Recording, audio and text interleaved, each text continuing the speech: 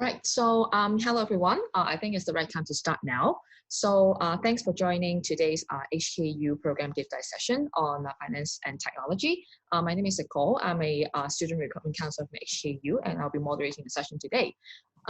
So before we start, I'll just like to quickly walk you through today's rundown. So there are two presentations today, and after each presentation, there'll be a Q&A, and you can ask the speaker any questions related to the program.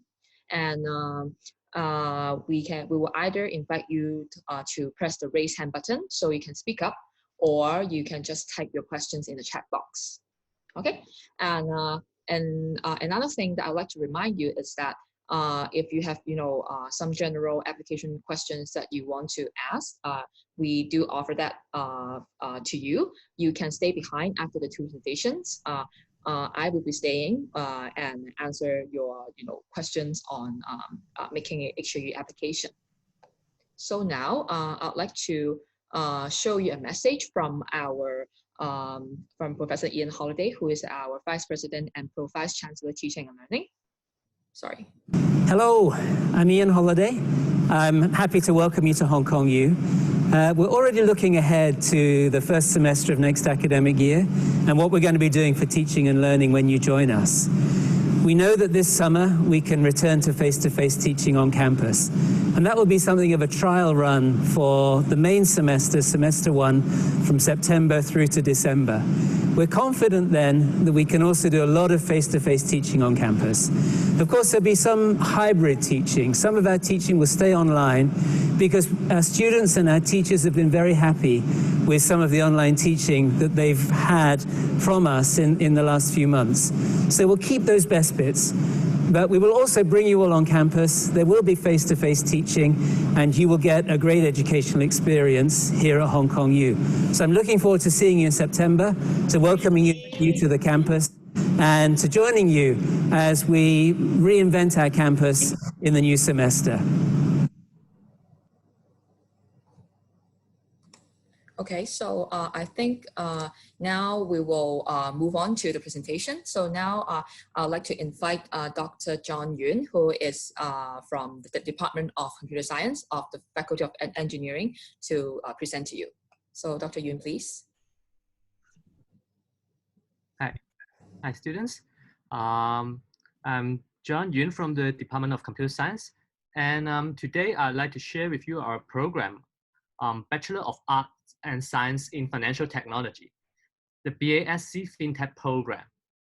Actually, this program is a rather new program. We started this program last year, and we have around 21 students last year. And this year, we would like to recruit more students to join our family. So in today's talk, I'll first introduce what is FinTech to you. Maybe some of you may not familiar with what is FinTech exactly. And then I'll talk about some of the program highlights of our program. And afterwards, I will talk about the admission requirements and the past admission statistic. And I will talk about something more about scholarship, internship, and exchange opportunities. And then finally, I will talk about what is your future career path if you take this program. So firstly, what is FinTech? So if you just look into the words, it is a combination of finance and technology.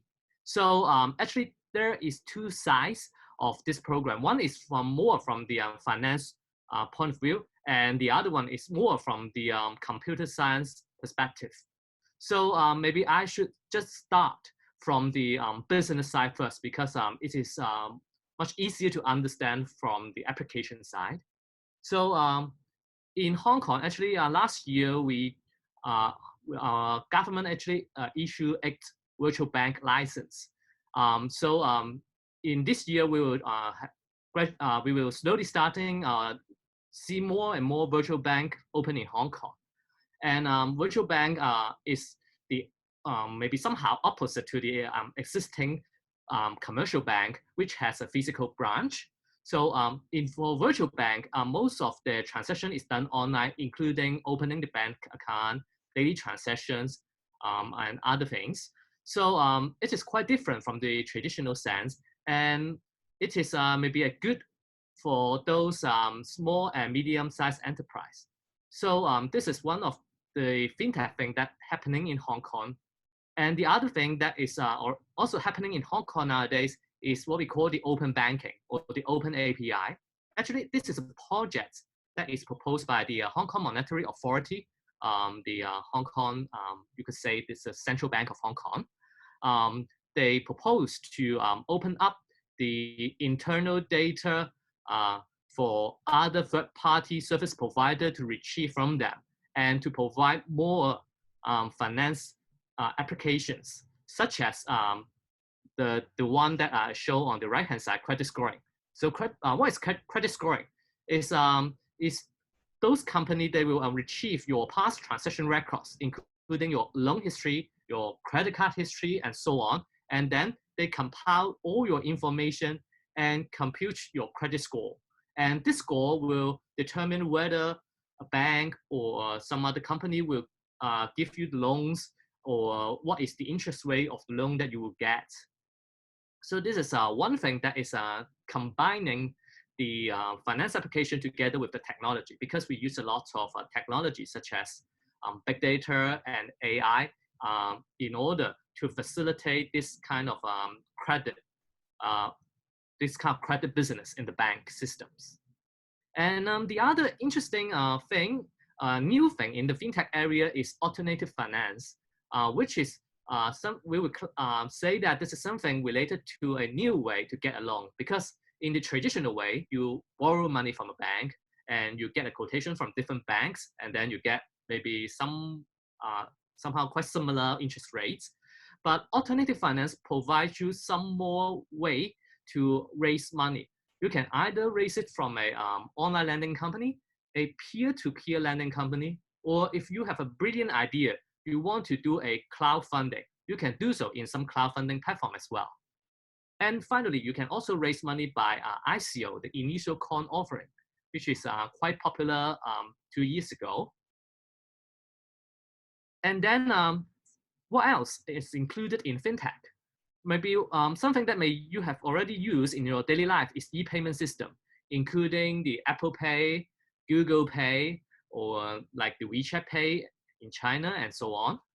So these are all the electronic payment system, and we need some kind of a technology to advance in this area, including cybersecurity, because it is you need a very secure way to ensure that all the transaction is secure. And one related area is the cryptocurrency. This is a very popular thing since a few years ago when Bitcoin reaches a very record high in the price corresponding to the US dollars. But you may read Bitcoin in newspapers, magazine, or other articles. But you may not know what is the underlying technology. So we will also learn about what is included in Bitcoin systems. And you also may not know that although Bitcoin is one of the largest cryptocurrency in the world, but if you look into the daily transaction rates, the daily transaction volume in terms of cryptocurrency, actually Bitcoin is not the largest. We have some other new cryptocurrency that overtakes Bitcoin as the largest daily transaction volume cryptocurrency. And two other interesting areas that combines finance area and technology is RegTech and InsurTech. RegTech is the combination of regulatory with technology. So we use technology to facilitate financial regulations, such as KYC, Know Your Customer, or AML, Anti-Money Laundering. And for InsurTech, that means that this is something, we use some kind of a technology to facilitate the insurance business, such as we may use if you buy a car insurance and if you have some accident, so you may want to claim some money for your car. But traditionally, it is quite troublesome. You need to take your car to some repair shop and then ask for the quotation and then send the paperwork back to the insurance company and so on. Nowadays, if we are using insurance tech, Actually, we can just simply use the app from the insurance company and take a few shots of the damage of your car. And then by using the AI technology, then they can evaluate the damage of your car and calculate the reimbursement to you very, very quickly. So this is the advance or the use of technology in the insurance area as well. So I talked quite a lot of different applications from the finance perspective. So how about the technology side? How can we build this kind of new applications? What technology do we need? So here I just give a few examples of how technology can be used in the fintech area. Of course, one of the most famous area is the AI, machine learning, and deep learning. So this kind of artificial intelligence technology it helps us to create simple things like chatbots, like a chatbot in various e-commerce websites, to a more complicated algorithms to predict the rise and fall of the stock price by using the recurrent neural network technology. And combining these two things together, actually we can provide robot advisory to give some kind of a portfolio management advice to the bank's customers. So this is how AI and deep learning that can be used in our future fintech systems. The second interesting technology we will learn about is about the big data. It's the collection of lots of data in various forms, such that we can make use of this data. Maybe we will feed that back to the AI algorithm to do some modeling. But we need some technology to collect various forms of data. Maybe we collect them from your daily transaction or even from your social network. So we collect a lot of different forms of data, and it is good for applications such as credit scoring, because we want to compute how trustworthy you are. Or we can use it to determine whether you are a terrorist doing money laundering or not. So this is the other applications.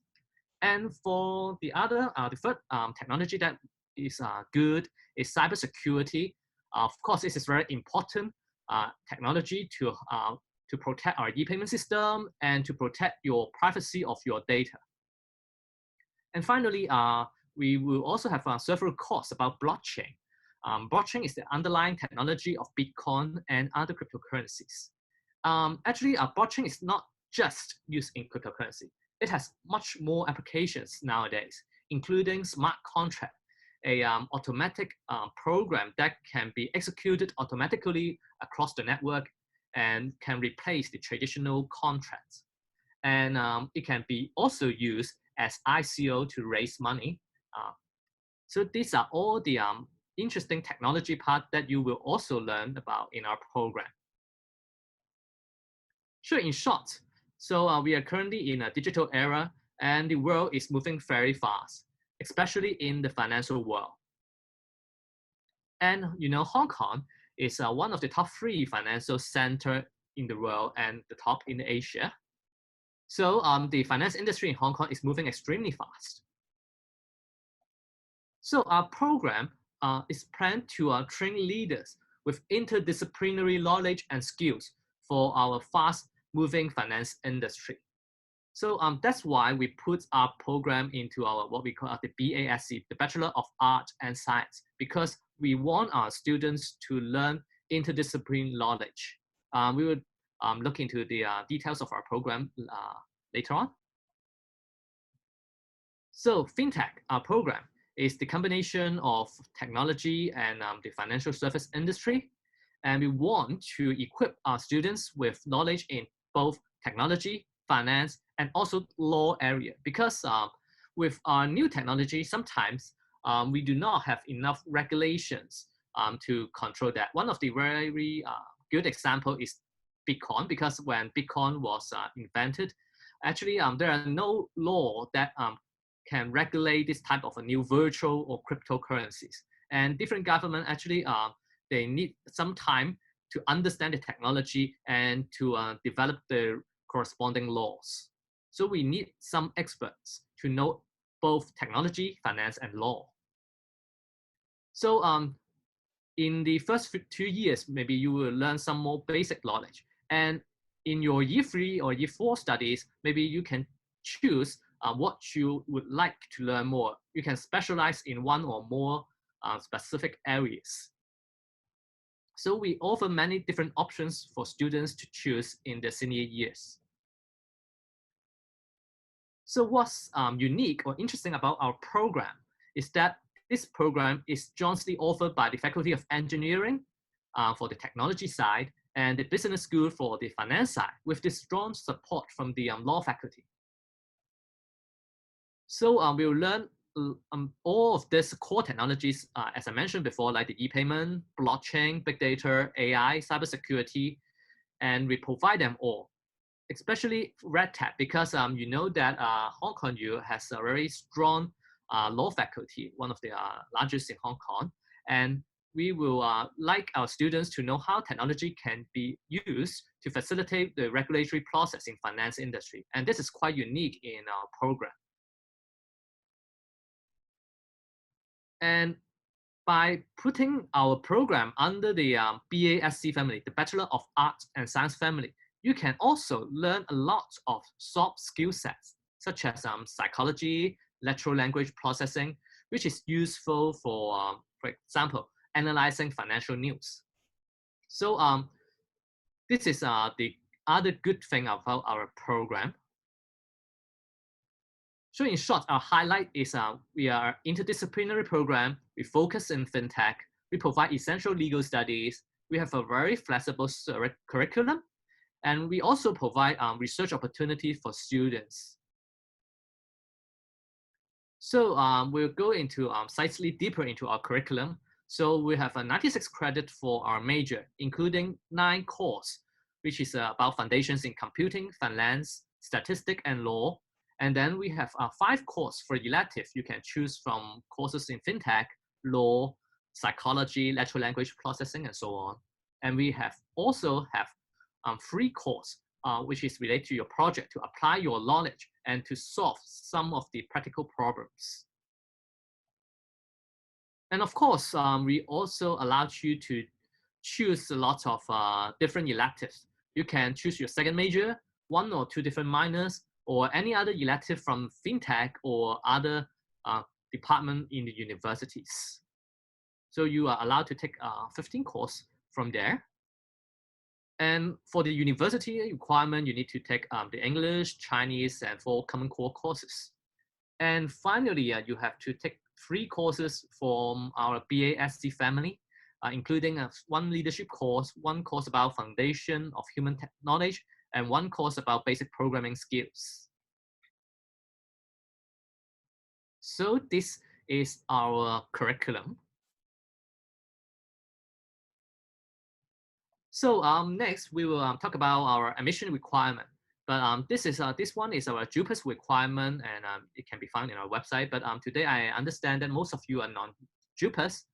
So actually we allow students from different entrance paths, including GCE A-level, IB, and we require you to have study maths in these 2 exams. And also you can also apply through SAT plus AP. For the statistic of past entrance requirement, actually we only have the statistic for the JUPAS, and we do not have the statistic for non-JUPAS applicants. And for this year, we will take more students. We will take up to 35 students, including local and non-local students. So you will have more chance to get admitted in this program this year. For the scholarship, actually, we just signed an agreement with the Standard Chartered Bank in Hong Kong, who provide 50,000 Hong Kong dollar scholarship for local students. So if you are from local students, you can apply for this one. And if you are non-local students, you can also apply for the scholarship from the university level.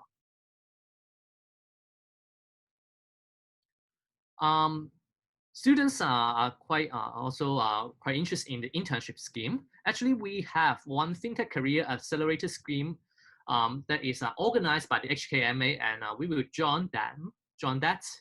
And we will also have many other FinTech entrepreneurship schemes. And we are working with some of the big companies in this field to offer a course to our students about what is being used in their companies. So we are also working with some authority to offer internship schemes in the Hong Kong's financial institutions. So you don't need to worry about that. We have a lot of opportunities for internship. And for exchange, it is also a very important part in your university life. And our university and also the Faculty of Engineering, we offer a lot of different chances of exchange in universities all across the world, provided that you have the time. And also maybe for this year, it's a little bit difficult because we are not allowed to travel, but maybe a few years later, it would be much better. So finally, you may be interested in what is the career path or the future employment opportunities. Actually, according to some survey in last year, in Hong Kong, the market actually, they think we are in short of FinTech talent. And it is expected that our graduate will have a very bright future. And they think that some of the most important technology is maybe AI, robotics, and big data. And what do the company expect? They expect students to have solid technology background, strong business sense, and fast learning. So we would like to train our students with this characteristic, and I hope that they will have a very good future job opportunities after they graduate. So if you want to know more about our program, please feel free to browse our website. And you can also ask questions later on in our Q&A session. But before the Q&A session, maybe I will pass the time to one of our current students, Susan here, who would like to share with you some of her experience about our program. So, Susan? Hey, thank you for John. Hello, I'm Susan from BBA IS FinTech, and now I'm a year 1 student in the University of Hong Kong. It is a great pleasure for me to join the FinTech talk today. First, I want to discuss about the aim of setting up the major FinTech in Hong Kong EU. I think it will be 2 parts. The first one is university want to follow the global trend of developing FinTech. As you and I know, blockchain, payment, and privacy issues are now become a hot topic all over the world. And so the university will set FinTech for students to gain more insights in these areas. The second one is that University of Hong Kong wants to foster a group of young leaders in the near future. So I will divide my sharings into 2 parts. The first part is related to the first aim. So what are we learning in FinTech? As John has said before, we have many core courses in FinTech. Last year, I took economy, accounting, which is a part of finance, and computer programming and mathematics in the university. And also, I took introduction to FinTech, which is whose professor is John. And I think the introduction to FinTech is specially designed for FinTech students, and it is of great importance for you to develop an overall perspective of this major and this program. As for me, I joined an interview by an internship about 1 week ago. Yeah, and they are very interested about our course, our program, and they were really surprised about my general knowledge about financial technology, this industry. So I think the core course in FinTech is designed pretty good for our students. So the second part is that Hong Kong U wants to foster a group of young leaders in the near future.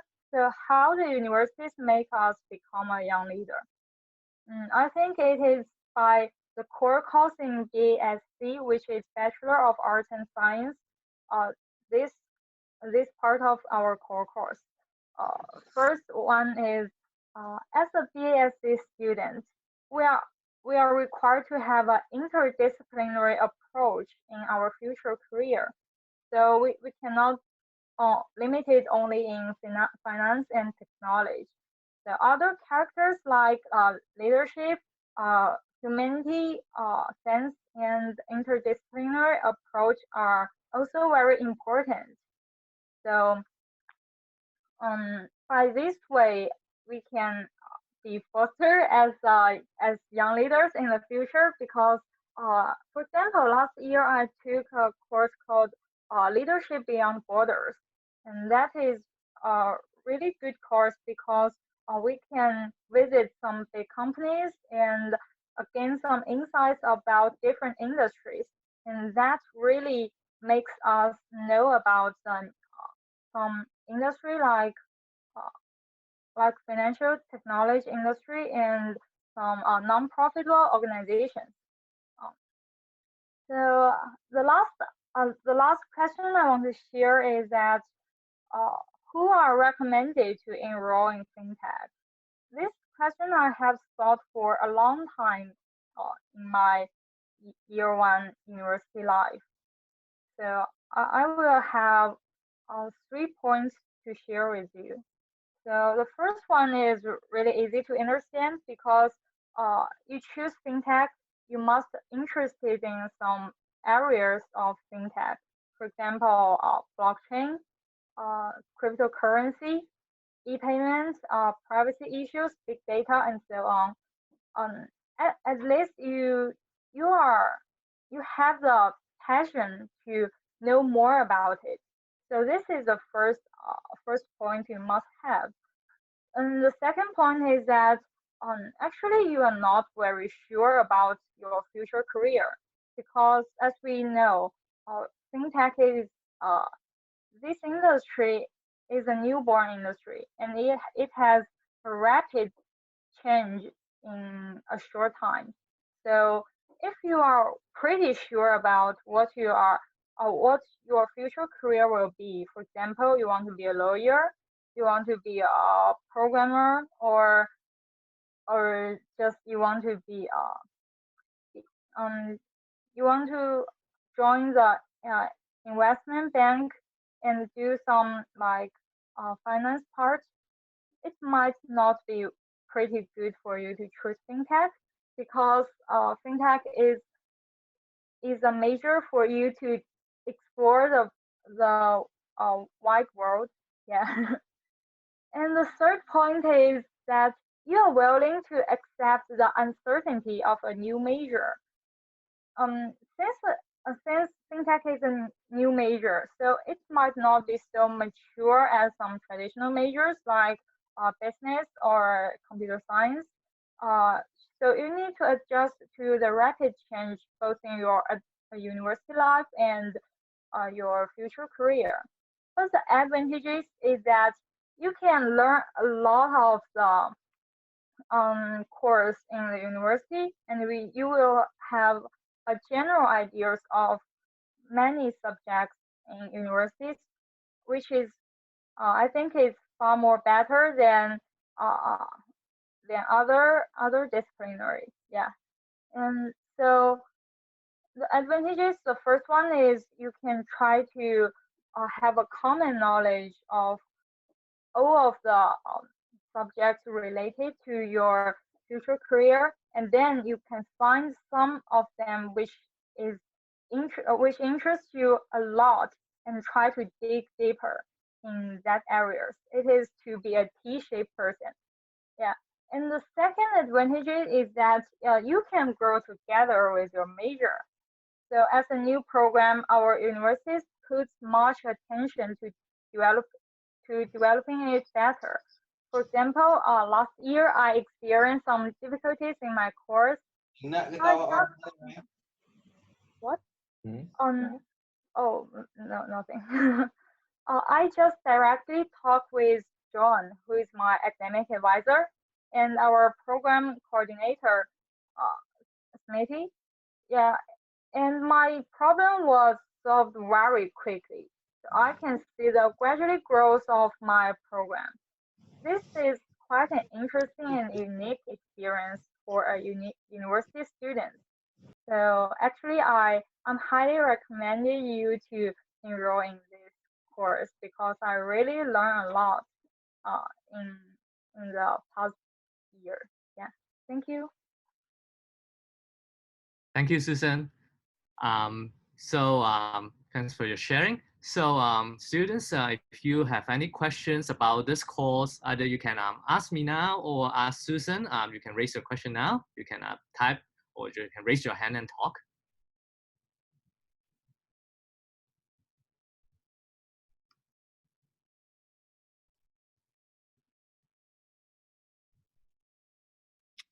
Hi, admission officers. Yes. Hi. I got a question for about the admission requirements. Yes. So for FinTech, so cause I'm taking IBDP this year, Mm-hmm. and I was thinking about if I take IB and I got like 36 and for as well as SAT, I got like 1,400 and I got IELTS. Well, that makes me more competitive compared to other candidates. Okay, so let's see. You have both like IB and SAT, you mean? Yeah, and IELTS. I see. Yeah.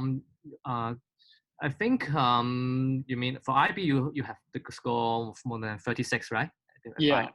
Correct. You have the high level maths as well. No, I didn't take HR math, but I took SL math. Oh, you have SL math. Actually, we would for the IB, I mean for the IBA requirements, we would recommend high level math. But if you only get the SL math, then actually we need maybe you need a pretty good total IB score, so we can consider that because math will be one of our requirements for IB students. Yeah. So Okay. we will for that one we have to see. But if you just have SL math and then you have the IB score, maybe we would need a little bit high IB score as compared to other candidates with high level math. Okay. But for SAT, you get the scores yet or like the range? Actually, I think the university we just have a little bit about requirement about the SAT. Maybe we just have I mean the basic requirement, not the actual stat that we have last year. The basic one of the requirement would be like 11380 in the SAT reasoning test with score of 6 in 3-dimensional essays. Okay. All right. Thank you. All right. Okay, I see. Okay, I also saw some questions in the chat box. Okay, the first question is how to apply for the scholarship as a local student. Actually, for the Standard Chartered Scholarship for local students, I think will if you are enrolled in our program, we'll automatically sort all the applicants according to their result, to the exam result, and then I think we will do that automatically. But for other scholarship from the university, you have to apply that from the according to the HKU website. And for the second one, for the second question, is there any Malaysian students through MEC? I think we have a few students from Southeast Asia, right? But I think from Singapore or from Indonesia. But do we have Malaysian? Yeah. Around 3 to 4 classmates are from Malaysia. Yeah. But I cannot recall what exam they had, so I'm not quite sure about that. But we do have Malaysian students. And for the A level, we have some reference for the admission result. For the GCA level, we would like to have 3 A's, where one of them must be in mathematics. And for those 3As, we do not count for the English or Chinese language.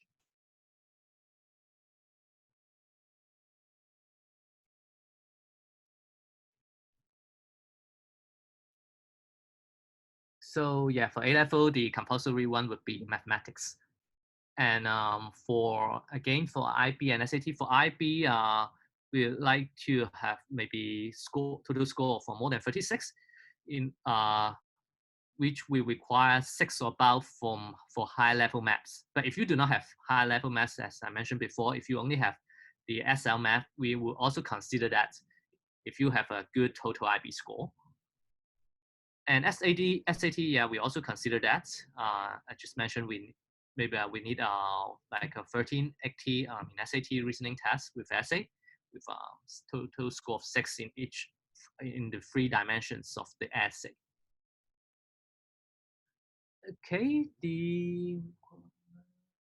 Okay, another question is that do we have FinTech as a second major? Actually, we do not open FinTech as a second major for other students in our universities. So we do not offer that now.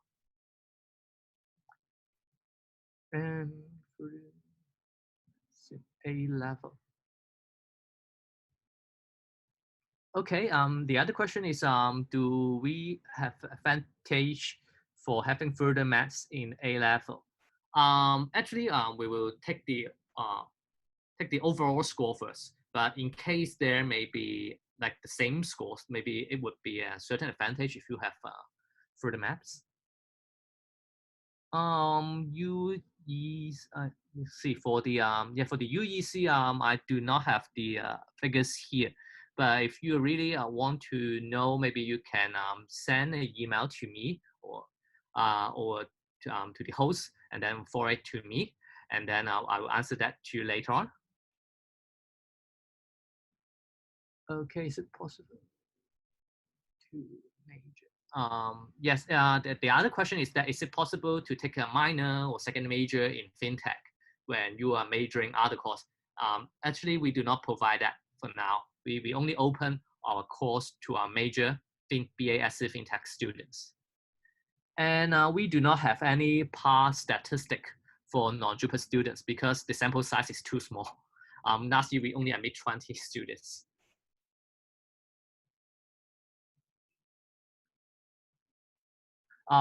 If you want to apply for this FinTech course, you need to apply directly to our BASC FinTech program. So you can see the code, the code, actually the course code is different, but you are applying for non-JUPAS.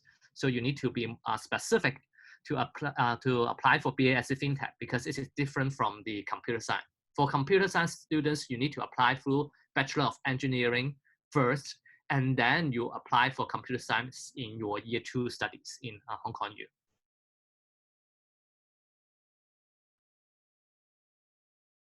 Okay, the other question is, will the COVID-19 situation this year affect the admission process? Actually, for this year, maybe we have maybe a little bit, but it's mainly affect our JUPAS, more on the JUPAS side, because up until a few weeks ago, we just fixed our DSD examination in Hong Kong because we are postponing our examinations and we are not quite sure whether we will have any public examination in Hong Kong. But now we will have that one as hosting the DSD examination in Hong Kong now, so it should be fine. So we will, I think the pace in our admission will be quite similar to last year. For the application, you can list FinTech as your first choice, and then for the second choice for other courses, yeah. But for computer science, you cannot directly apply for computer science in Hong Kong U. You need to apply for the Bachelor of Engineering first. And then after you get admitted, and if you need to apply for computer science in your year 2. After you finish your year 1, you apply for computer science as your major in your year 2. So it is a little bit different from our FinTech course. Once you are enrolled in our BASC FinTech, you are automatically enrolled in this major.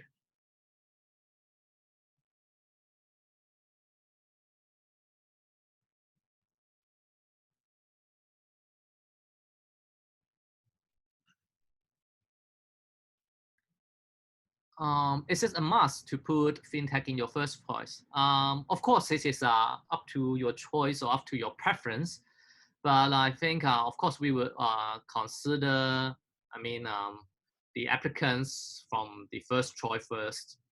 And then if we have enough space, we will consider other as well. And of course, it depends on your examination results and also your preference.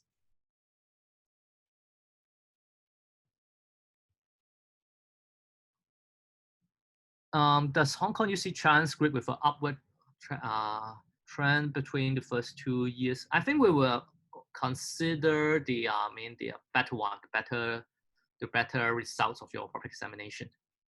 For personal statement, how do we write? For the personal statement, it's up to you, but maybe most students would more focus on their top choice.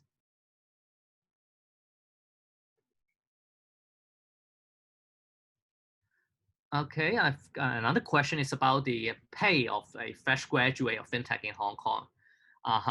Actually, we just admit our students last year, so we do not have any graduate yet.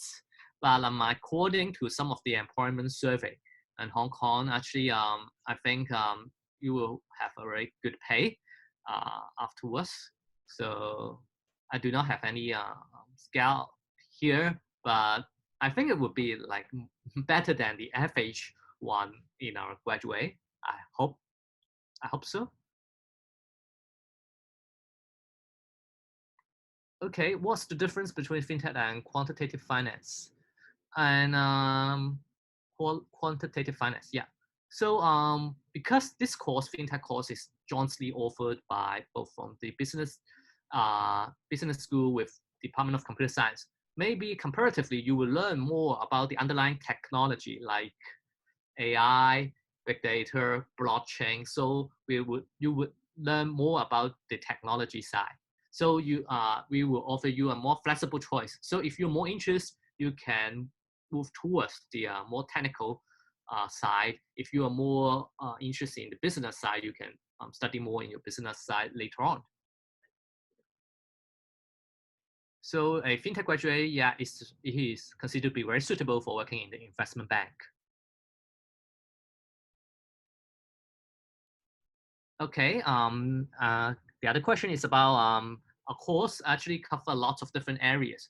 So the question is, will it go into that? Actually, it depends on the course you take, because in your senior year, you are free to choose your elective, and you can choose more in-depth studies in, for example, AI and machine learning. We have a few courses in AI and machine learning. So if you're really interested in that area, you can always go in depth and to be an expert in that area. Hi, John. I may answer a part of these questions about can we really go into depth into each subject? I think it is pretty easy for fintech students to go in depth in each subject because not each, but in some of the subjects, because we have a lot of free electives and we actually have the credits to double major, right? So if you are pretty interested in technology part, maybe you can double major in computer science. While the advantages is that computer science students cannot double major in fintech, but you can double major in computer science. And if you are pretty interested in math, you can double major in statistics, and even you can double major in finance or something like that if you are pretty interested in the business part. Thank you. The question about is the whether the IB exam will cancel, will it affect the requirement? Maybe, but we're not quite sure about that. We need to still wait to see what it will be the arrangement for other overseas examinations. So we will have a close look onto that and maybe make some announcement later on. And what is the acceptance rates for the fintech applicants? Actually, I do not have that figure, but I think we only have the figure for number of JUPAS applicant and the number of intake. But I think it can be found in the internet, but I do not have that figure in hand. But if you are really interested in this one, you can always put our course, our program in the first choice, and you can also yeah, and then you can if you have a good result, then you will have a good chance.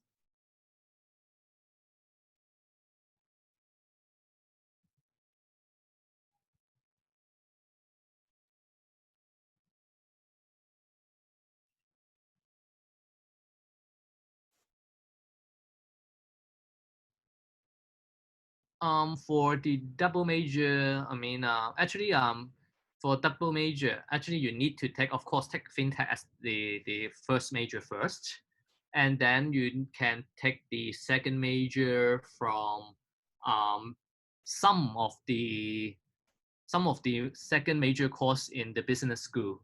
So, but not all of them, because they are somehow conflict with each other because of the limitation of the credits. I think you can, but you can still take a few one, right? Susan, do you know which Yeah, field? I know about economics and finance. Actually, economics and finance is already a double major. It is major in economics and finance. So if you want to double major, you cannot choose economics and finance because this is three majors. Yeah. I think you can only choose So other you course can of the business school, right? choose like finance or economics. Yeah. Yeah.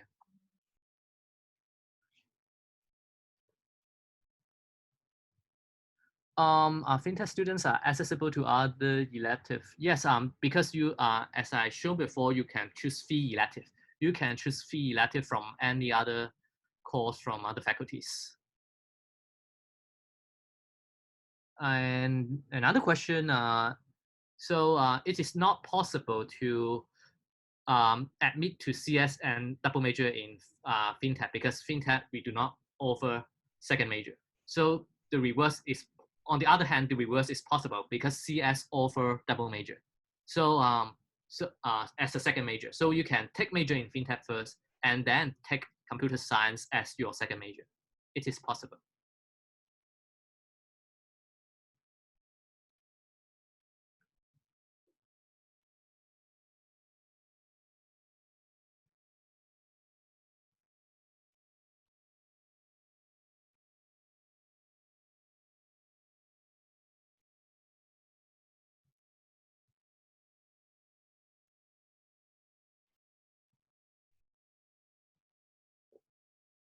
There are two separate applications. I think you can fill in what is your first choice and second choice for the programs in Hong Kong in your application. Um, am I correct, right, Nicole?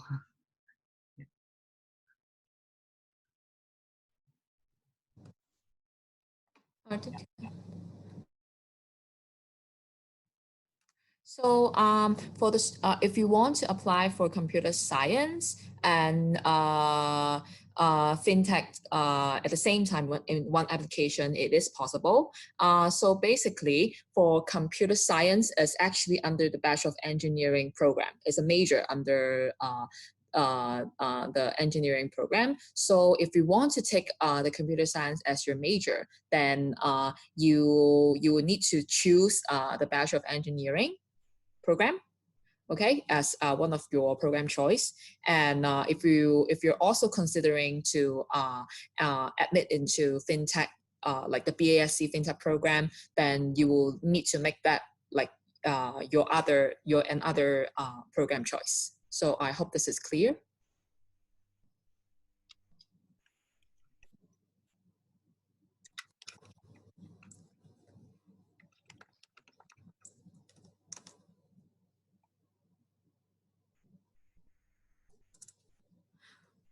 Okay, so I think the session for the FinTech it's like we're almost coming to an end. So if there's any question, as I just share in the chat box, if you still have any further questions, you can submit your question in the link I share now to you again. Yes, you can submit, you can fill in the form, and then like we might, if we see that they're related to the FinTech program, then we might forward to Dr. Yun for his further advice. Okay. All right. So I think Dr. Yun, we can wrap up now. Thank you very much for your time today. Thank you. Thank you. Bye-bye. Bye-bye.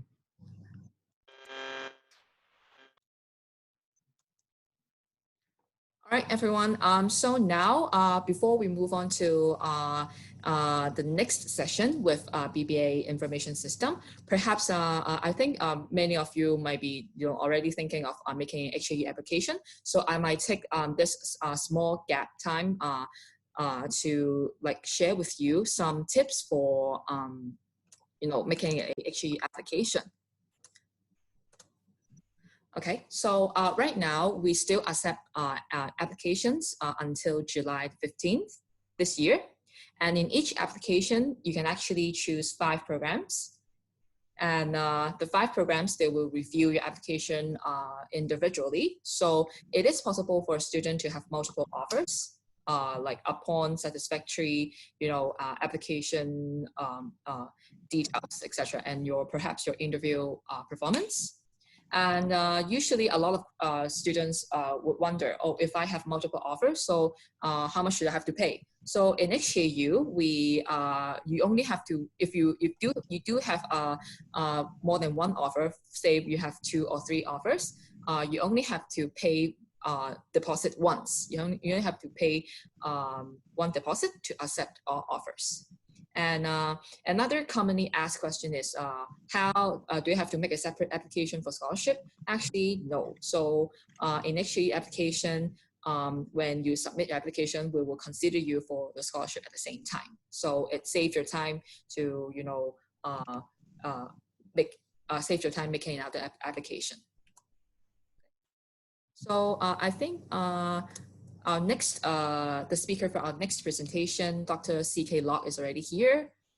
So Dr. Locke, if you're ready. Yeah, I'm here, ready. So Dr. Locke, if you're ready, so I'll now give you the time to start your presentation.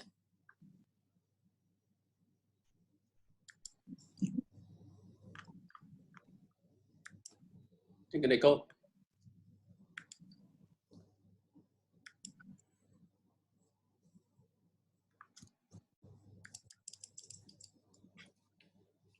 So hi everyone, can you hear me? Is my audio okay? Yes, Dr. Locke. Yeah, thank you. So let me begin. So it's my pleasure to be here to share with you something about our program, which is BBA IS. So what I seek to do today is to highlight some key features of our program. So, so I'm C.K. Locke. I'm the program's Deputy Program Director, and I'm not alone here. Besides, we have all of you, and also we also have our Program Director here, is Dr. Chao Deng here. So in case I need help, I'll ask him to help me out later. And then also we have a current student here with the program. She'll be sharing with you what's like to be studying on this program. I think you may want to hear more about from her than me. But anyway, let me take the lead and let me share something about our program first.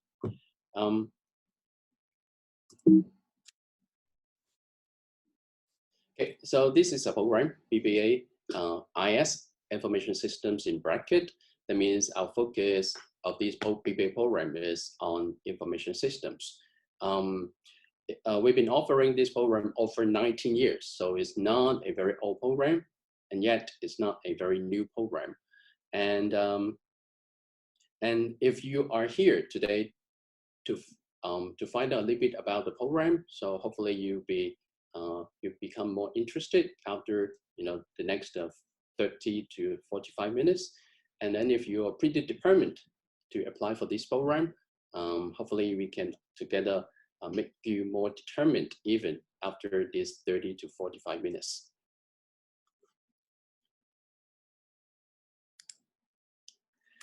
One question that we always receive is this program BBA IS for me? Okay. So to answer that, I think a quick answer would be, how do you view IT? If you see IT as only programming, as software development, as building an app, as developing a system, that may not be necessarily a program for you. Unless you look at IT from a more macro perspective, which is IT is essentially an enabler that enables a lot of things. And you want to be part of it. You want to enable many things, particularly in business. You want to leverage IT to enable a new way of doing things, a new business, or even a new industry.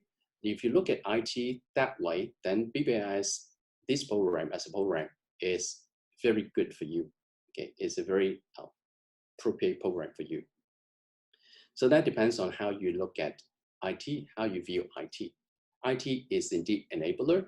All services that we're enjoying online now, all these amazing Netflix that possibly you've been enjoying on a daily basis, Airbnb, Spotify, all these are enabled by IT as a business.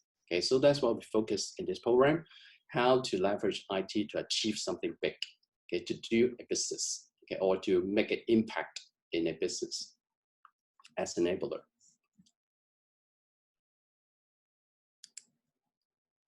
And I mentioned some examples earlier on, and these are some more examples. So what we are trying to do in this program is to equip students with this kind of perspective, is how can we leverage IT to achieve some digital disruption? Okay, how to disrupt something, how to disrupt in a very meaningful way so that we have a whole new industry or a whole new way to do a business. So these are some examples. So these examples are familiar, and also these are some very excellent examples of by what it means by digital disruption. These businesses are big, okay? Yes, they share similarity in terms of they are very big, and they're very well known, and they are excellent in many different ways, but they also share something in common, which is a lot of nodes, okay? So these businesses are unique because they share a lot of a node together. To do accommodation business, you don't need any real estate like Airbnb. To do an excellent social media platform, you don't need to provide any content, and yet you can do social media. You can do television networking. You can provide a lot of excellent videos, movies, TV programs without any cables, So amazing, isn't it? And why is it possible? IT, yes. Only IT? Not really, because they're not just IT. Netflix is not only an app. Facebook is not just a website or an app. You can find a lot of business ideas within all these amazing businesses. And that's essentially leveraging IT to make a business impact or even to create a new business. So that's what IS is about, to make a business impact, to disrupt some current practices, some current business practices empowered by IT. So we're talking about leveraging, we're talking about integration, how to integrate IT with business so that we can see something really, really unique, really, really amazing, like these businesses or many other businesses in the future. And hopefully you will be part of it. We may have another, amazing logo with an amazing business, and you're part of it. And hopefully you are going to be a big part of it. Okay. being a co-founder, being a founder, being the CEO, etc. So that's what we seek to do in this program, to equip students with both world of knowledge, IT knowledge plus business knowledge, so that we can totally leverage IT to a great extent. So to sum up a bit, what this program for, who is this program for who? Like I mentioned earlier, for those who realize IT is simply a gateway to almost everything in the business world. So IT is only a platform, as a gateway, as a vehicle for us to achieve something even bigger. Okay, so building an application, building a website is not the end of it. Okay, it's necessarily, or in most cases, is simply the beginning to do something even bigger. And so in this program, we provide professional training in both areas, namely IT and business, so that our students and graduates are able to maximize the power of IT. And so IT becomes an enabler or disruptor of many current business practices or future business ideas. So essentially, we talk about this. So you may still ask, what's information systems? You know what IT is, you know what computer science is, but what's IS? IS is essentially IT plus something, okay? How to integrate IT with medicine, with engineering, with a taxi service, with catering service, etc., so that we can have a lot more job business opportunities. In order for a student to achieve something big, to be part of these, of course, we need something else, which is more technical knowledge on top of our business knowledge. So in this program, we also allow our students to receive a huge amount of technical knowledge. Okay, so you, as a student in the program, one has to go through all these. Okay, and I always share with our students that this kind of training on programming, coding, system development is only a path for you to develop something even bigger. Okay, so again, that's not the end of it. It's not, coding and then you have an end product, an app, and that's it. Okay, that's only a path for you to develop something big, which is something even more useful in a sense, which is your critical thinking skills and problem solving skills. So please also look at these technical training in this program in such a way that is about your critical thinking, problem solving skill development. Okay, it's not just about coding, programming, etc. After all, these kind of skills, according to many surveys, critical thinking skills, problem solving skills are those most sought after by prestigious employers on every year, okay? Even in the AI future, okay, where we have AI, employers are still looking for this kind of skills.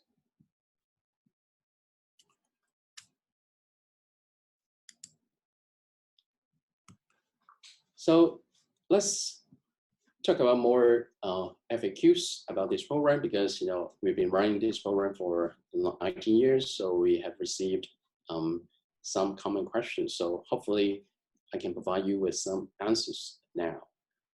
Like I said, a student on this program has to go through quite a lot of technical training from computer science courses, because we're collaborating with the Department of Computer Science on this program.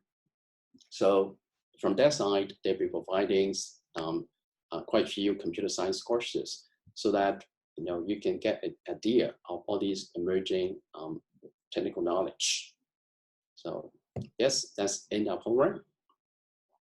Another common question is, what if I didn't take any programming courses? I did not have any programming experience before. Would that be a disadvantage? So the answer is not necessarily.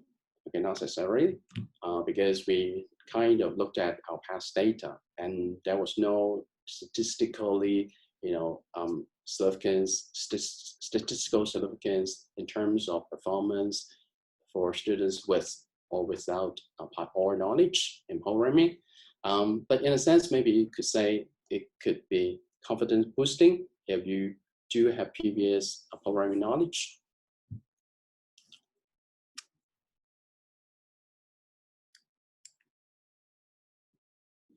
And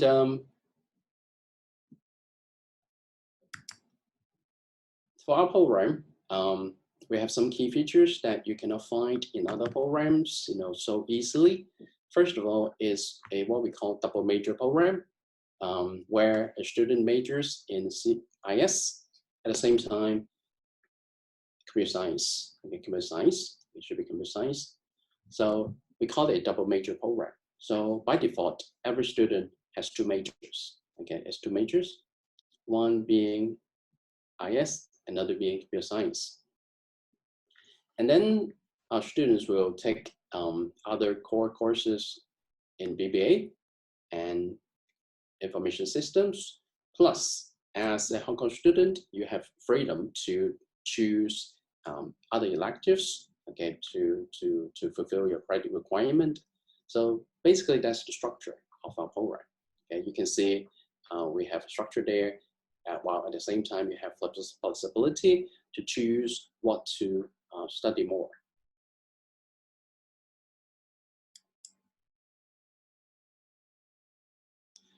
Not only this program is double major, there is another double in this program, which is the double degree program. And again, I would say it's very unique. Okay, it's a double degree program where a student normally receives a BBA IS degree after 4 years. And then after that, you have an option. Okay, please, take that down. Okay, it is optional. That means you have freedom to exercise it or not. Which is, if you spend 1 more year, you can get, and of course, after satisfactory performance, you may get also another degree. Okay, which is an engineering degree in computer science. Okay, so you can see these two degrees are very different in a way, and you can imagine a graduate with these two different degrees, the opportunities ahead of you.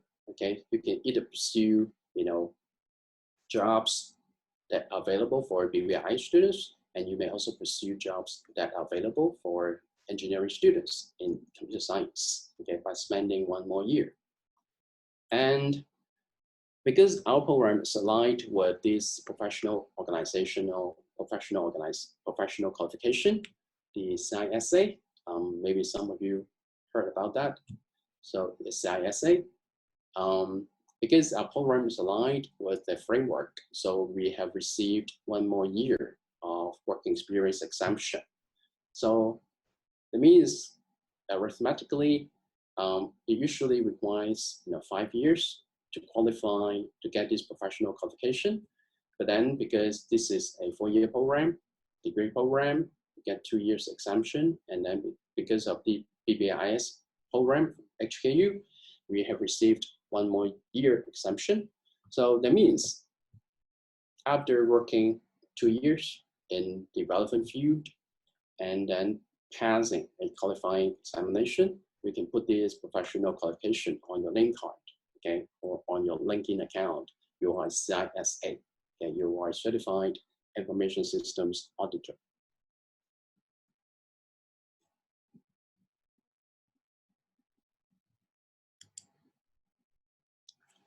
So I think if we make it more light, it's better. Hong Kong offers a lot of enrichment programs, and together with our own faculty, we also offer a lot of enrichment programs. So here I'd like to highlight that in terms of enrichment programs, because of your BBA student identity, you are at the same time Hong Kong student, FBE, Faculty of Business Economics student, as well as Faculty of Engineering student. So you are eligible to all these enrichment programs from these 3 levels. Okay, so your benefits is in 3-fold. And then these are some examples of our enrichment programs unique to our faculty that our BBA students are eligible to. So just to name a few,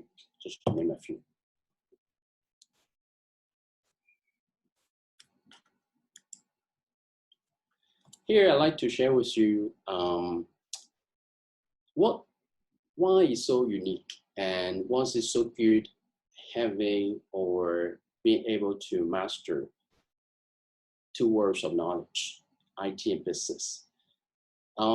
Because this is what the world is about now.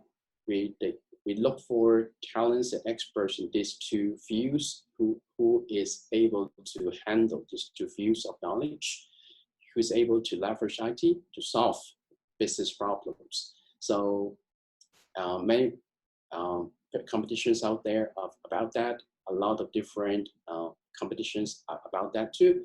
And so you can say that all these competitions and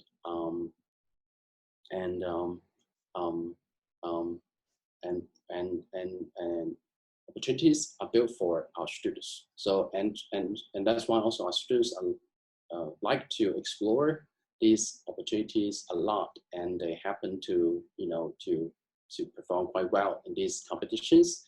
And here are some examples. This is one example. And then we have many other examples, just to name a few. Yes, so it's quite common for our students to compete, outside for all these experience. So you may look at all these as experience.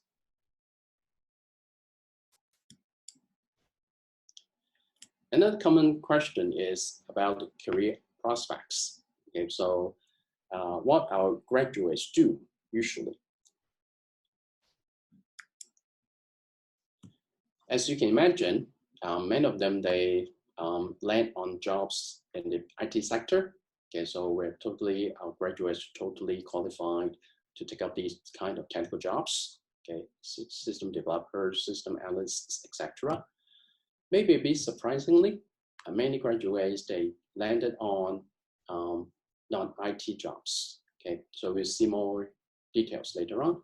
So working for iBanks. Okay, iBanks. So iBanks like our graduates a lot. So taking up non-IT jobs, okay, as consultant, as purely a investment analyst. That's also happened in the past. And this also is what I like to highlight is more often our graduates, they instead of working, they start their own business. Okay, so these are some examples only. There are many more examples. At the grid, we'll talk about that later on. NIGAP, we also talk about, and also open ball, and also we talk about home court and house trading. I'll let you take a look later, let you explore later.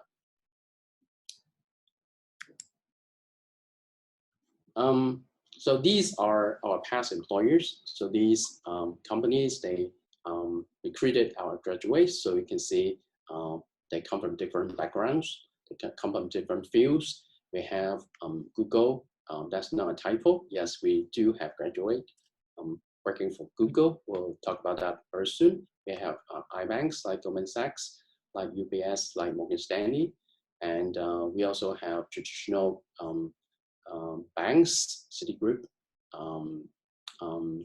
Royal Bank of Scotland, etc. So we can see, we have employees from many different fields, and they are all looking for talents from our program. And these talents, they're able to leverage IT to do something, okay, that businesses are looking for.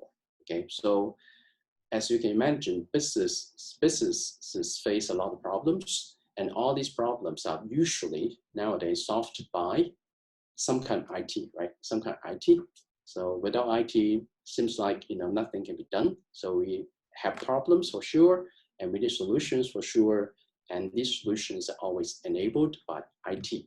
Okay, so you can see if you're able to solve problems by IT, then you have a huge amount of opportunities.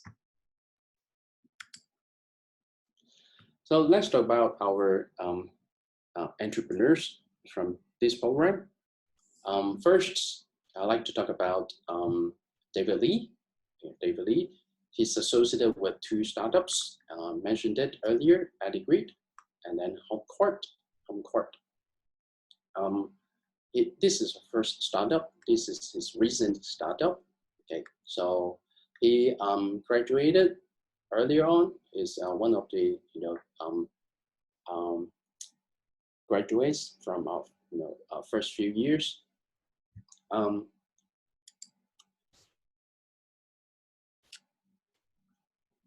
He started up his business right upon graduation, which was Adigrid, and that Adigrid, that company, what did he do? To give you a quick overview, it is very common for us to do Google spreadsheet now, right? We can collaboratively edit a spreadsheet, okay, across the world, no matter where you are. So it's quite common nowadays. But then, if we turn back the clock to more than 15 years, and this company, where David Lee was a co-founder, they pioneered this concept. So Adigrid was totally about that, about collaborative working on spreadsheet online, and that caught the attention of Steve Jobs, and so he bought his company. And then after that, David Lee worked for Apple for a long time until recently. He quit the job and he started another business called HomeCourt. Okay, HomeCourt. And so from this example, you can see it illustrates the idea that with IT knowledge plus your business talent, so you can do quite a lot. Okay. Let me share with you more about David Lee. In terms of his recent startup. His recent startup is called HomeCourt, and he did a presentation at Apple Development Day back in 2018. And his business, HomeCourt, as an iPhone app, also received Apple Design Award last year, 2019. Okay, so let me quickly share with you what this startup is about.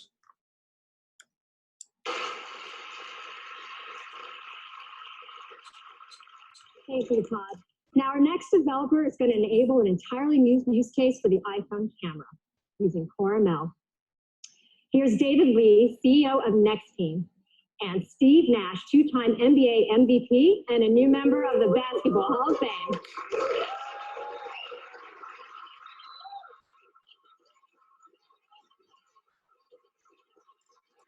Thanks, Diane. HomeCourt is an app that uses Core ML to track basketball shots by simply pointing your iPhone at a court. When I was young and learning the game, I never really knew if I was doing the right things to improve my game. I would spend hours and hours shooting by myself, just hoping I was refining the techniques that would take me to the next level. I've been working closely with the HomeCourt team on a tool that will revolutionize basketball training, and I can't wait to show you what we can do with the new iPhone. We couldn't bring a basketball court here, so we went out last week and saw Steve training an athlete. We now have a screen recording of our app running on the new iPhone. Let's take a look. The app recognizes the hoop and the court automatically. Tap start, and it will start tracking basketball shot attempts, the makes, indicated by the dots on the floor, and misses by the red X's drawn as an overlay right on the court. With the new iPhone and Core ML 2, we see a massive performance gain that allows us to do a lot more. The powerful A12 Bionic that our Core ML models run up to 9 times faster, and that unlocks new features that were not possible before. Let's take a look at what's going on under the hood. Only on a new iPhone, we can run real-time player tracking, real-time post estimation, real-time ball detection, and trajectory estimation all at the same time.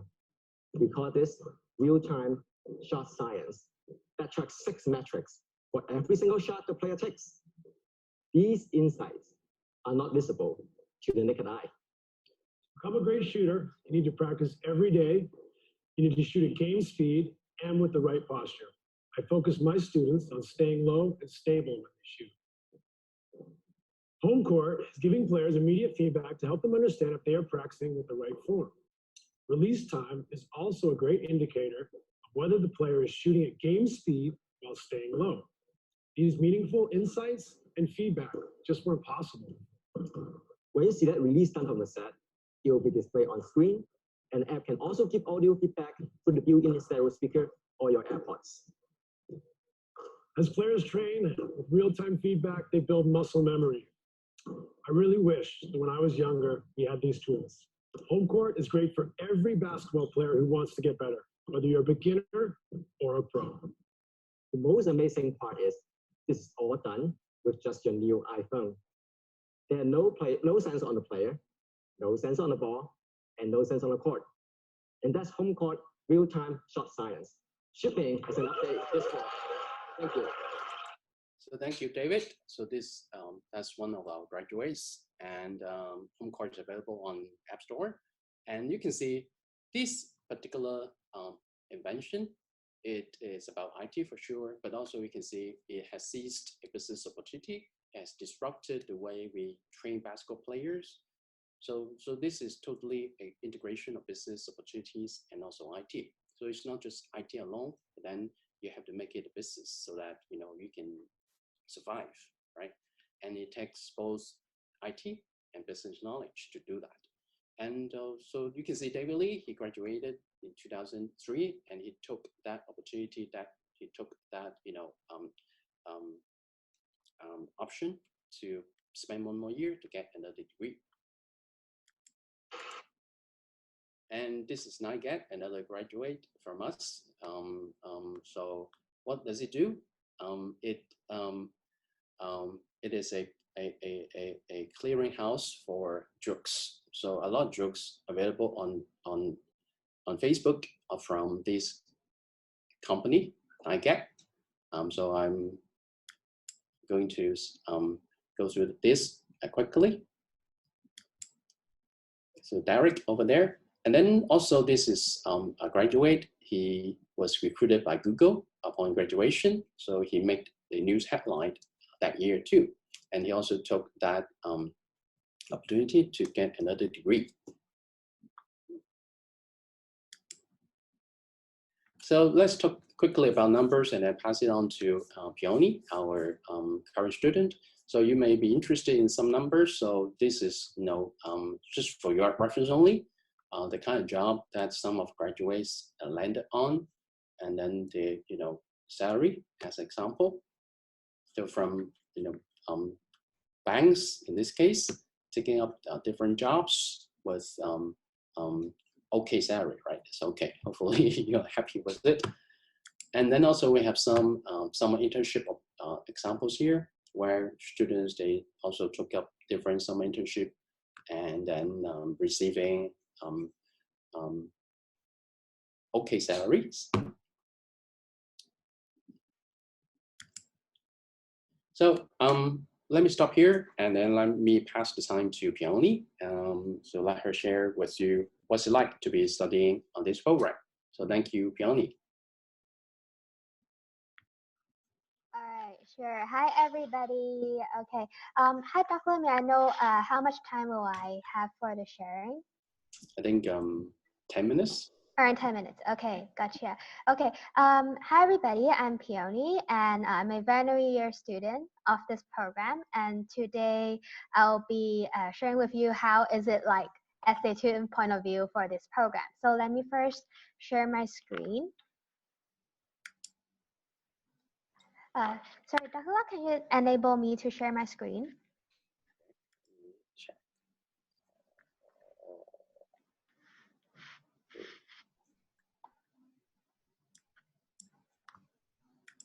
So while we are setting up, if you have any questions about how this program is going, or how does it like to study here, or if you have any things unsure, just feel free to drop it in the group chat, and then I could tell you what I think.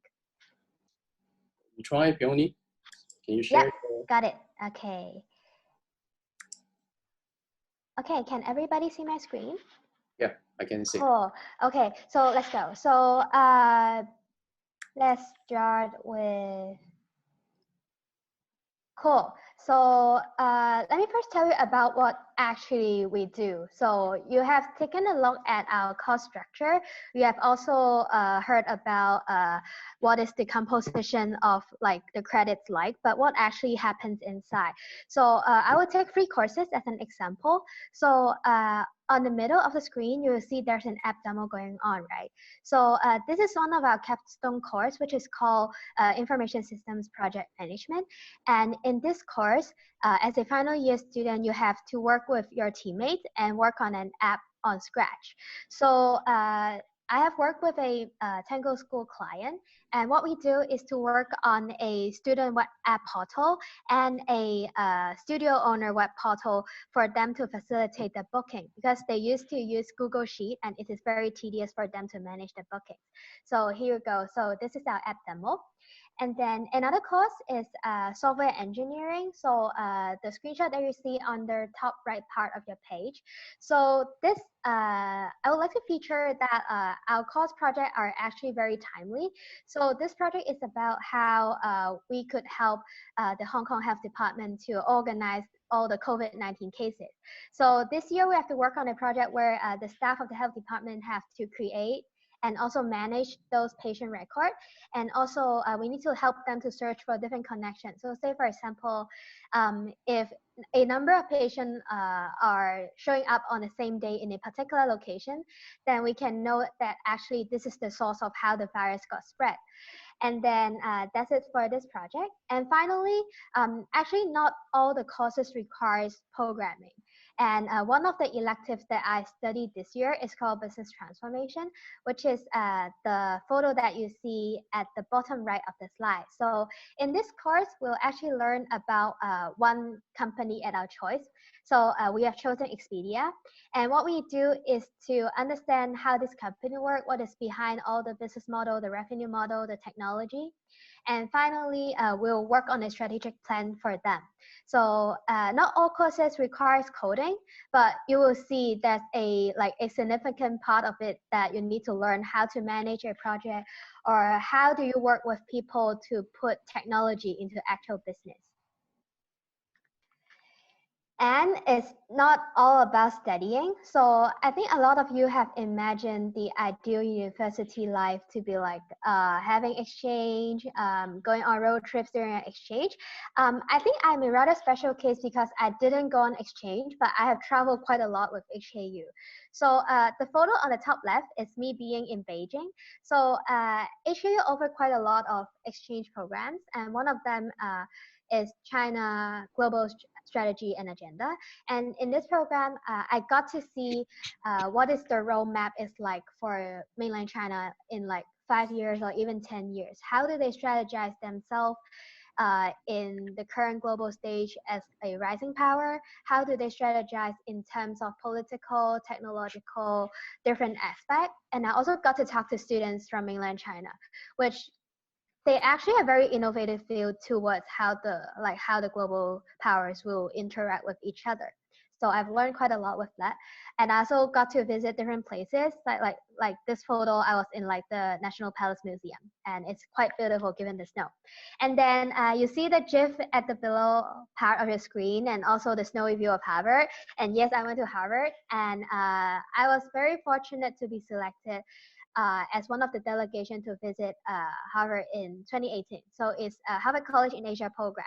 So this is a university-wide program also, which takes place in January, where a delegation from HKU will be sent to Harvard along with 9 different Asia universities.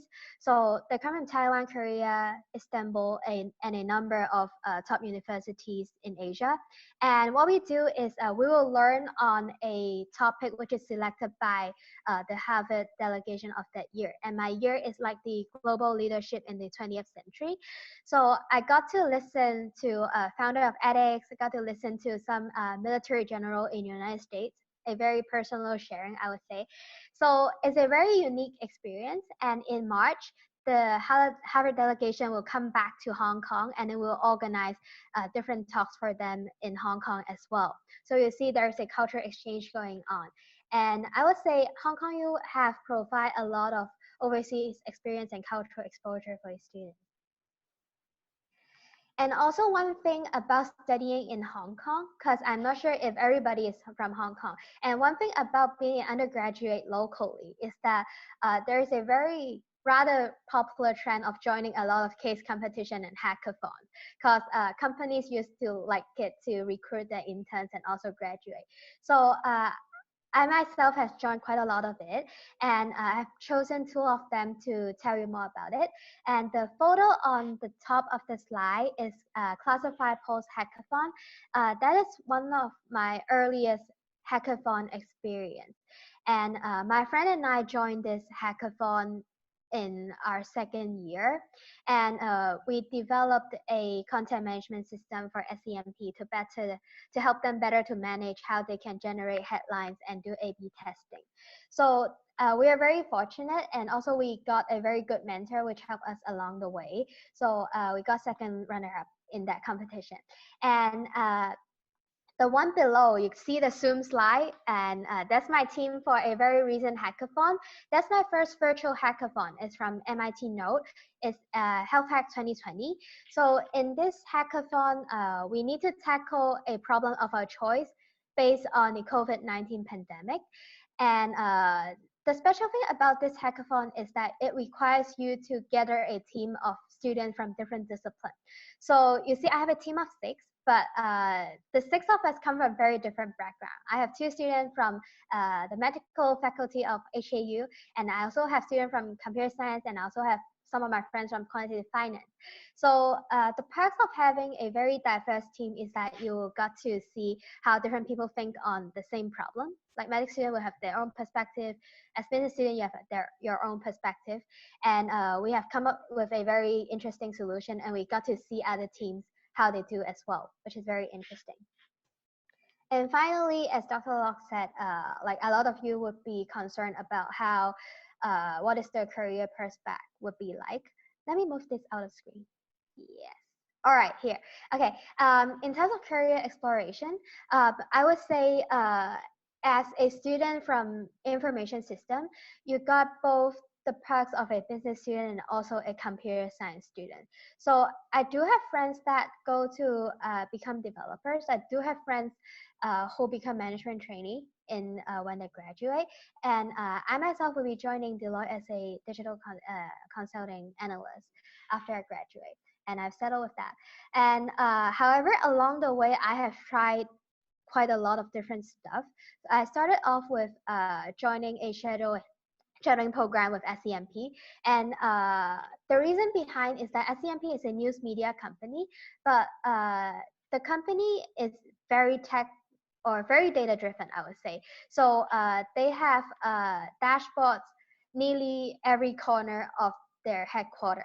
So I have talked to the CEO, Gary Liu, and I have asked him what the reason behind of putting so much data into a news media company. And the reason behind is they need to take care of a very global audience, and they take a very differentiated position as a news media company. And the data actually help them to give very detailed or very special kind of media exposure, which help them to gain audience.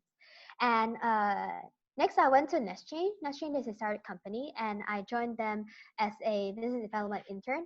And the reason why I joined NestChange is that they focus on blockchain-related technology and firms, and they invest in them. And every year, they will host Hong Kong Blockchain Week, which is one of the bigger blockchain-related events globally. And I got to join them to talk to different professionals and also got to liaise with them, which is a very good experience for me to gain exposure in blockchain. Yes, and then I got a bit confused on my career path on whether I want to start my own business or I want to become a consultant, because I have like gotten some experience in project management. So I've joined the HKU mentorship program. This is one of the program where the University of Hong Kong put its graduates and alumni back to help current undergraduate. So I'm very fortunate to join with Mrs. Yu. So Mrs. Yu is work in HSBC APAC, and she joined as like she worked to a very senior position before she retired. And in past years, she also had very good mentees. So it forms a very good connection for me to ask how is it like, what things are happening in the market. And I gained a lot of exposure in that as well. And finally, last year, I've settled down and decided to go to consulting. So I joined Deloitte as an intern for digital consulting. And I have exposure in working with clients. I have exposure in how actually a project go all the way from discussion workshop, all the way from development, all the way to how we test the solution and get it deployed. So it's a eye-opening experience, and I am still interested in it. So I will be joining them after I graduate. And that's pretty much what I want to share today. And if you hasn't gotten anything from my presentation just now, I just want to say, just remember that I believe the future of workplace will be very tech-driven. And in order to, whatever you do, it will be tech-related. And BBA IS will be a good point for you to start your career. And I'm looking forward to seeing you on the HKU campus. And that's it for my sharing. And if you have any questions, just feel free to ask. Thank you. Thank you very much, Peony. Yeah. Thank you so much. No worries. Now, let's see if we have some questions to address.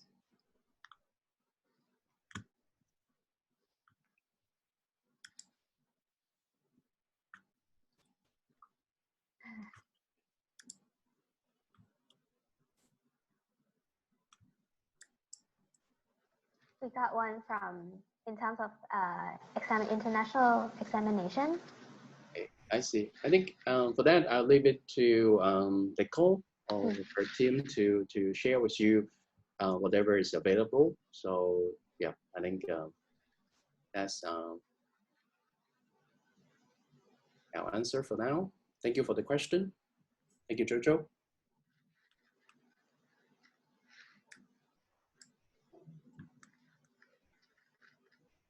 Any other questions?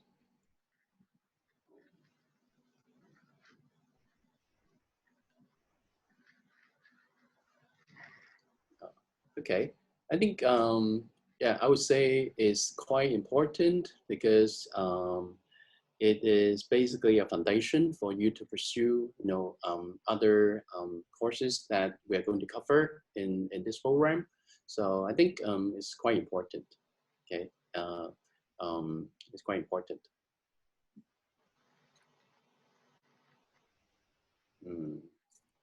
Yeah, I think to be more accurate, I think we only have more, insight into that. Is it very harsh in terms of workload?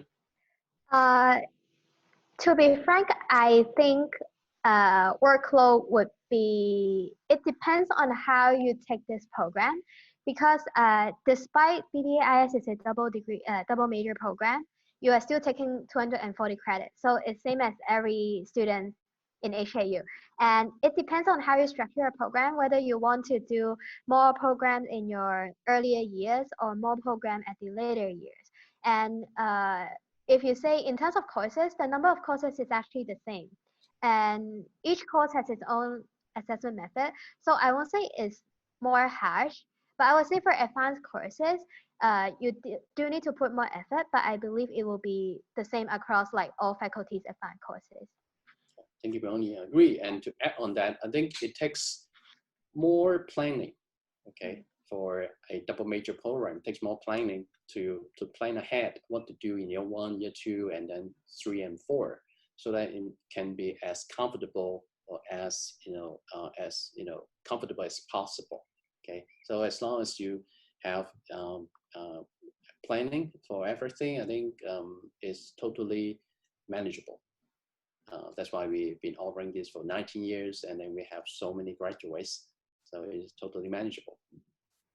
Okay, thank you. Thank you, Jojo, once again. Any other questions? Thank you. Is it a lot, Peony? I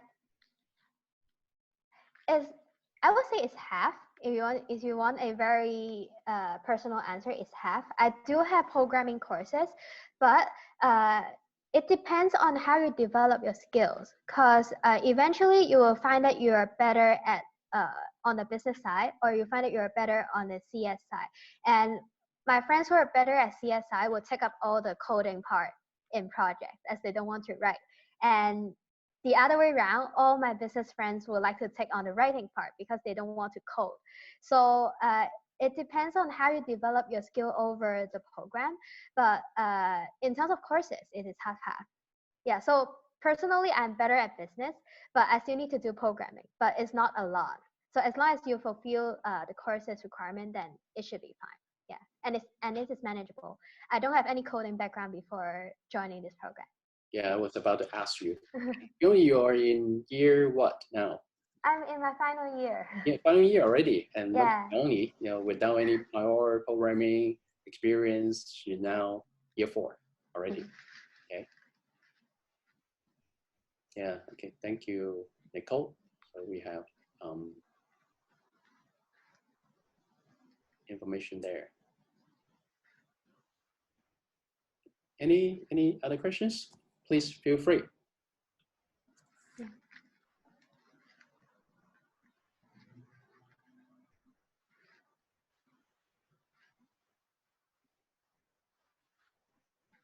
Oh.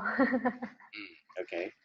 Can I share more about what I do in hackathons? Yes, I could. Typically, if you are a Hong Kong UG student, if you're a business student, you usually join case competition, and if you're a CS student, you rather join hackathons, and they are two different things.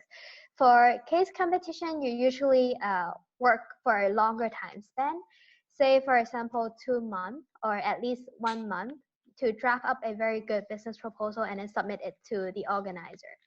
And whereas for hackathon, which you're asking, usually it will just be around 48 hours or at least 24 hours. So you need to come up with a team, with a diverse team, people who can design, people who can code, people who can do business, and you need to work on a given problem statement. So say, for example, how can we tackle COVID-19? This is a problem statement. And then after that, you need to come up with a solution with your team and actually build it out. So in the MIT No Hackathon, I received my topic right from the start of the hackathon. And then we draft up the PowerPoint slide, and also we come up with the business in like 2 hours or 3 hours. And then it's all about development. And then it goes 5 hours of coding for my coding teammates. And then we record the presentation and we upload it to the organizer. So that's the typical timeline of a hackathon. But for me, typically I do project management, so I just overlook how people are doing, or I will step in when things are not right, and then I will just work. Yeah. Thank you.